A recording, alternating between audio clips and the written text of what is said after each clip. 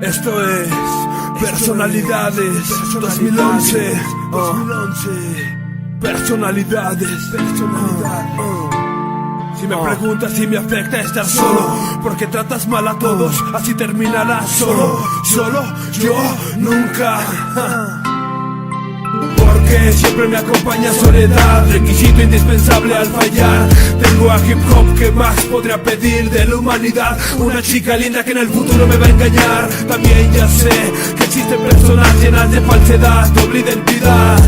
Un respiro se asoma hacia lo indebido, mirando hacia el piso en el silencio por errores cometidos. No es que esté arrepentido, pero el tiempo no ha retrocedido en la dimensión en que vivimos. Nunca deprimido, no vencido, ni he caído en el abismo. Platico conmigo mismo, mi mejor amigo es un libro, es que cuenta experiencias de un viejo de 80. A solas fluye un freestyle en las aceras. Soledad es la mancha negra de indecencia, siempre me acompaña mi conciencia, no me daña la ausencia de aquellas personas traicioneras. Soy un soñador que se pregunta cómo hacer que los sueños se conviertan reales, cómo tome vida la imaginación, estas confusas historias de borrosos finales. Viajar a la cuarta dimensión, quiero estar dormido y descubrir qué pasaría en aquel mundo perfecto. Ese es mi defecto, viajo en el tiempo. Soy un soñador, lunático, adicto a la obsesión. Soy un discípulo del abandono, soy una personalidad para cada situación. Soy un pedazo de roca en el mar que viaja sin ninguna dirección.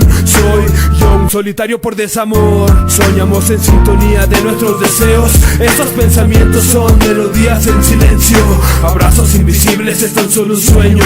Él jamás descansa, es un caminante de sus vuelos. Pero nunca pasa lo que espero y desespero. Ásperos peros que no tolero. De soñar dependo, pero convertirlos en verdad no puedo.